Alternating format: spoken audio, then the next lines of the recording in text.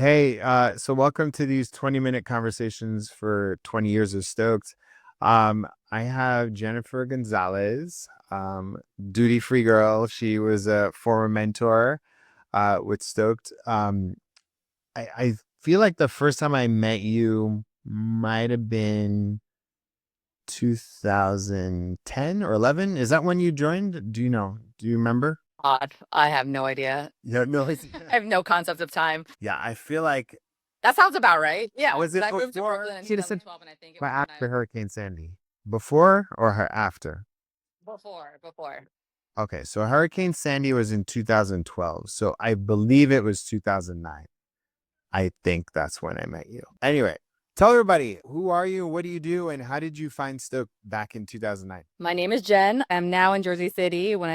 Actually, I think I was living in Jersey when I first discovered Stoked. Now I'm really jogging my memory, and I think I started seeing you guys at the New York Surf Film Festival because I would go to that every year. I love that event. They had it at Tribeca Film Festival, that theater, and it was just all surf films. And you guys had a table there of, oh my God, I'm drawing a blank on her name, but that definitely built awareness over around Stoke that it was this nonprofit. Come volunteer, teach kids surfing, skateboarding, snowboarding, and I was super excited because I was looking more selfishly for community, and that was just instant community for me. So I became involved, very involved with Stoked. I think I would volunteer as much as I could, especially with the surfing. And at times I would make it out for the skateboarding and Dumbo, and then to on some of the overnight trips up in Bel Air. I love Bel Air. So Stoked for me was all about community with the kids, but I built such a good community of friendships with the other mentors. Yeah, yeah. I love that. I believe the first time I met you, you were volunteering at one of our Stoked events. I think you were working at the door, checking people in. And then I remember I was like, "Hey, what do you Probably do the awards ceremony. at the award ceremony?" And I remember asking, I was like, "Hey, Oh, what I do you?" think that was the first event that I volunteered at. Oh, was it? Yeah, it wasn't even with the kids. I just wanted to be a part of the the nonprofit, the organization. That's so cool. That's so cool. Yeah, and well, that was the first time I met you, and I remember you telling me about your business, and I was like, I'm a big advocate of anybody owning their own business. So I was like, oh, a mentor that has their own business. Let me just help out. Let me just inquire. Let me just support, figure out. But anyway, I was back then. What were you doing? Were you doing what you did now? What you do now? Like you had just started, And right? I don't remember. I think I was still working for the family business. My family has a retail insurance agency in New Jersey, and I was desperately trying to not be a desk worker. And I got into colonics. I know I was into it and I probably was already certified, but it was just hard to build a following. So I'm also super grateful to you for helping me build up my social media because at the time I felt like you were in my ear, like, do this, push that. They're like, it was just like acceptance, and then Yeah, of yeah, all my shit talking. And then you yeah. got me to really you helped me find my voice, I feel.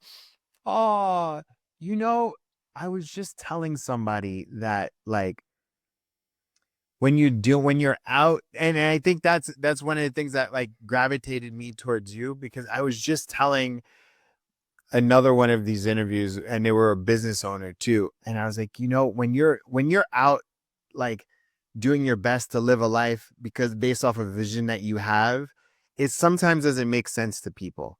And you don't always feel that level of support that you need in order to keep going because you feel like exposed, like you're putting yourself out there, and especially you, the Totally. topics that you talk about, right? Like, and then um so I was like, you need people around that see you for your vision. And anyway, it was always like, anyway, I always respected that about you. Like you would just going out, doing your own thing, like, and you're like helping people. You're helping, like, you're making people feel better in their body, right? Like, I don't know, Yeah. that I was, mean, I think that also speaks to the community that you foster at Stoked, where it was interesting because I've never been a kid person. I have a kid now, but so working with Stoked kids, and I just felt like you allow them to be themselves.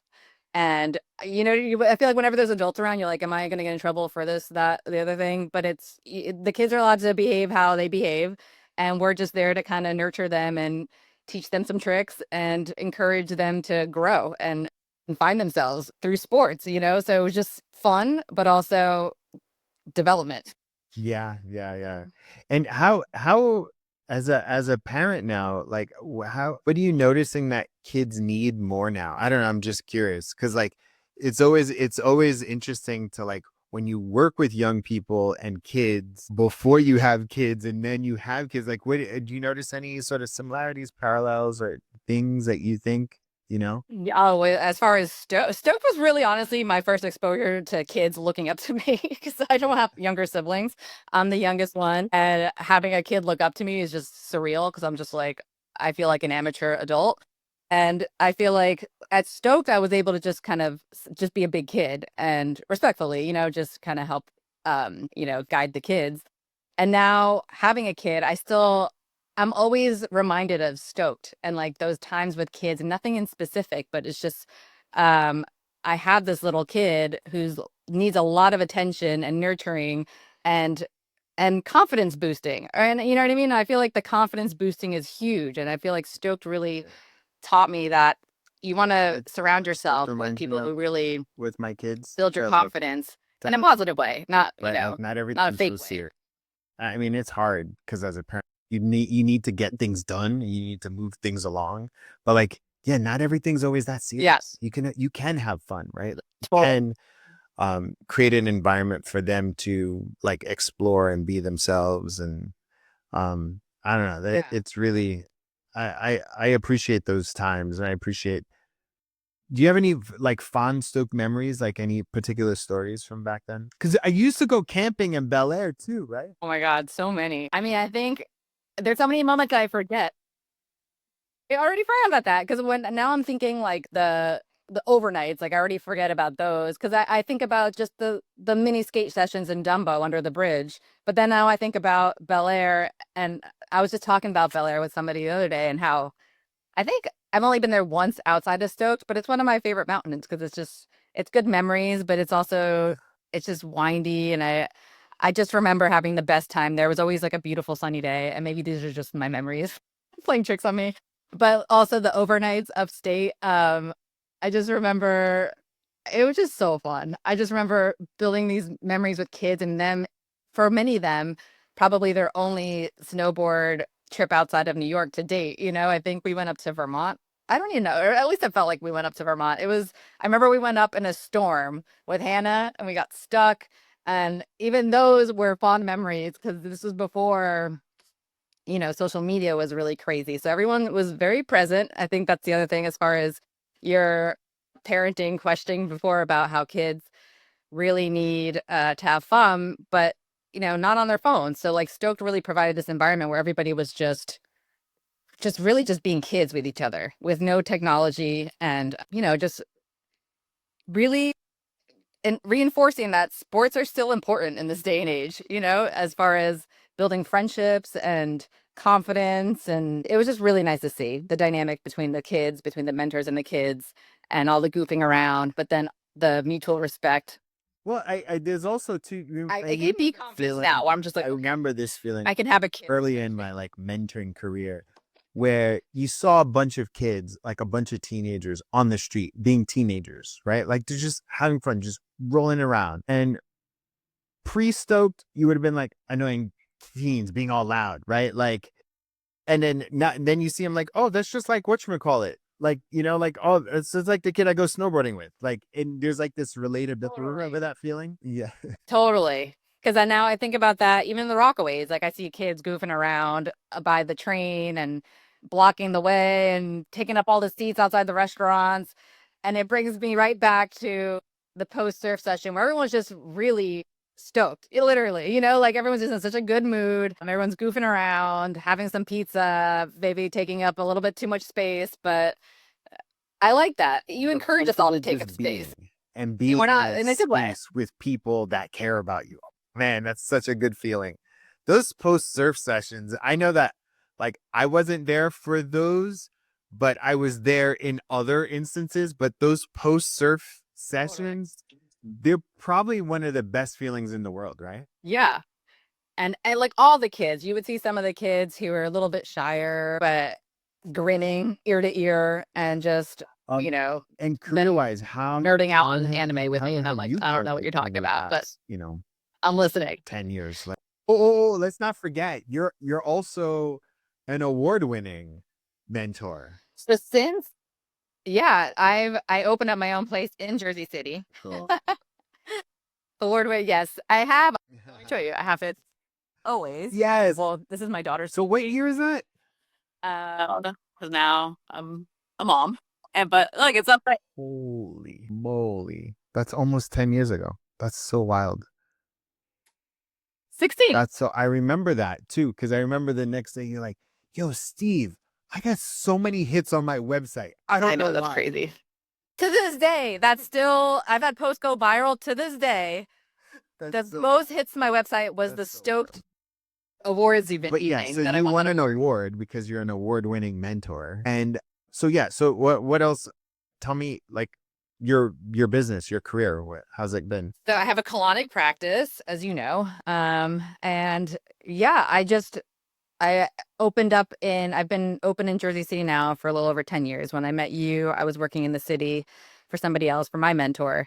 And then now I've just been growing. I'm really expanding. I just created well, I didn't create it. It already existed, but I So you're labeled gonna put out a product. a portable electric bidet called the Butt Blaster. So that's my next venture. I've got like 500 of them. Yes. And I'm working on an enema bag. So I've got my studio is full of butt blasters. I just now my next step is just figuring out TikTok shop, Amazon. This is a whole nother beast that I just need to like sit with, but it's overwhelming to me at the moment. That's But that. I'm like, I just want to be That's like the butt hygiene girl. That's my goal. It's a purpose. Like, and when you have that, like nobody, like that's your purpose, right? Like nobody can take you off that. I mean, I for a while, that's what I was with Soaked. Like that's what I was. I was like, that's just who I am. And then after a while, like I was like, you know what? I don't think I want to be Stoked Steve anymore. And then I went up. I was like, I want to be somebody else. But you know, the thing that I thought about was like, I love Stoked so much. I love Stoked so much. I love the relationships.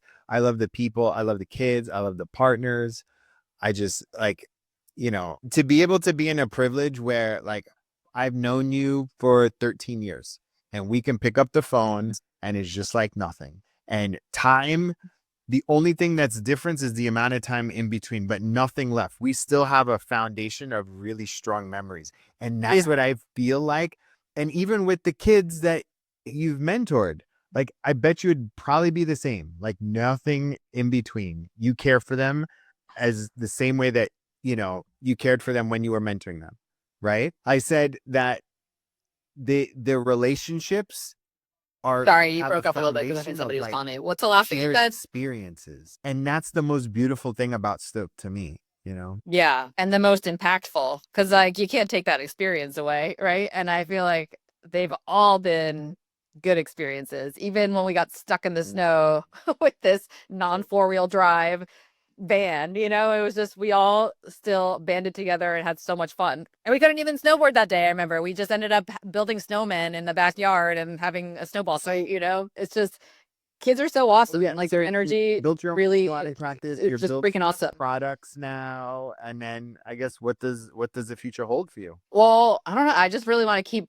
pumping out products. So I have other ones in my head that already exist, but I just feel like people, you know, it's still a little taboo and less so. I feel like people are more open to having bidets and cleaning their ass, thank God. But you know, I really want to destigmatize the whole butt hygiene stuff. And now, especially as I'm potty training, my daughter's almost potty trained at this point. For the most part, during the day, at night, she's just now we're getting rid of the diaper. But it's just cool, like seeing a young girl like telling me she has to poop, you know, and like asking me to wipe her butt. And I know this might change, but for now, we look at her poop, like all these things to me.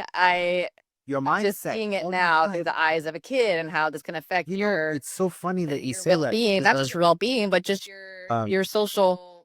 I remember reading this book a long time ago, and it was like, and I used to make fun of my college roommate about it. I was like, "Oh, you're anal retentive." Right. Like, and the idea of being anal retentive and what that does to your psyche and your mindset, you know what I mean, right? I know you know what I mean.